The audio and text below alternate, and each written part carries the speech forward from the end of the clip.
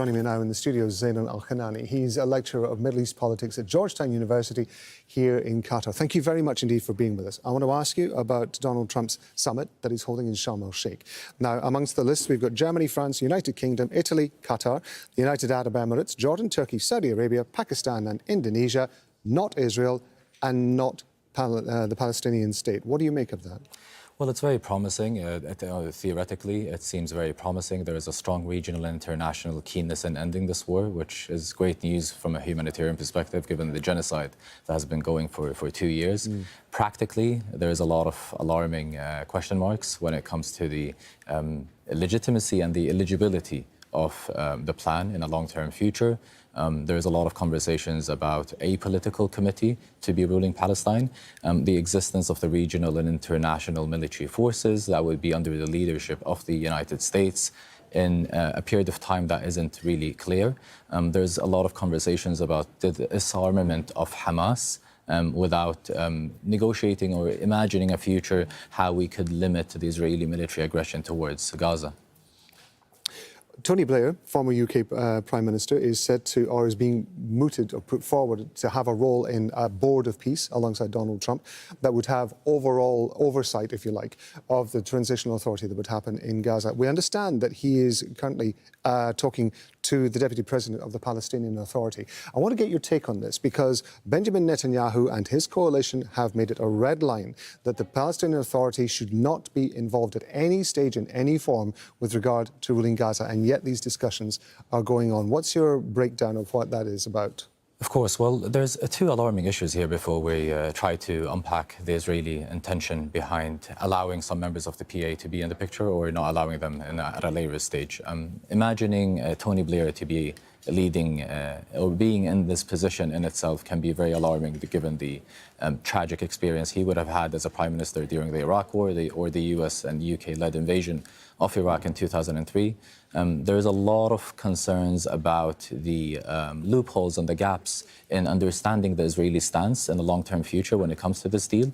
Involving the Palestinian Authority contradicts the initial thoughts and claims in not having a political Palestinian committee. There were a few names that were proposed throughout the media and leaked through the media, which were a few Palestinian businessmen and politicians who were in one way or another associated or connected to the Trump administration and also had relationships, economic relationships with the Israeli political and economic elite.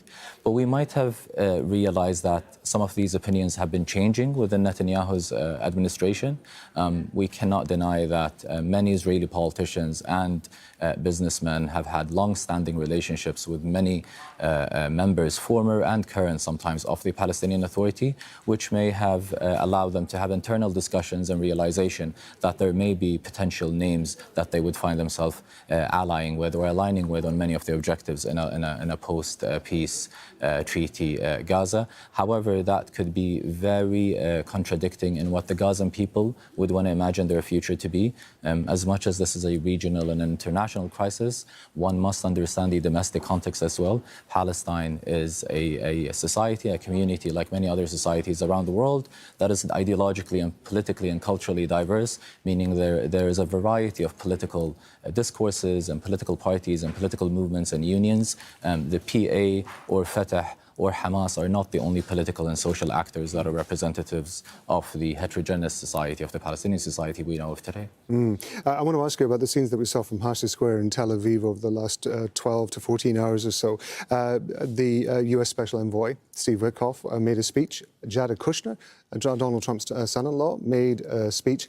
And we've heard from J.D. Vance, the Vice President, today, all of whom are suggesting, at least in terms of the tone of the speeches that they've been making, that this is a done deal. Everything has been organised, everything is set in stone, and that's it. The focus appears to be the return of the captives from Gaza. What are the concerns that once that happens on Monday at some point and Palestinian prisoners are released in return, everything stops there and we're back to the situation that we saw back in March?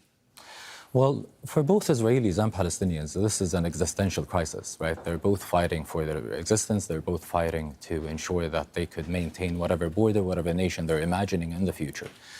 For the Trump administration and his associates and the members of his administration, this is a short-term absolute gain.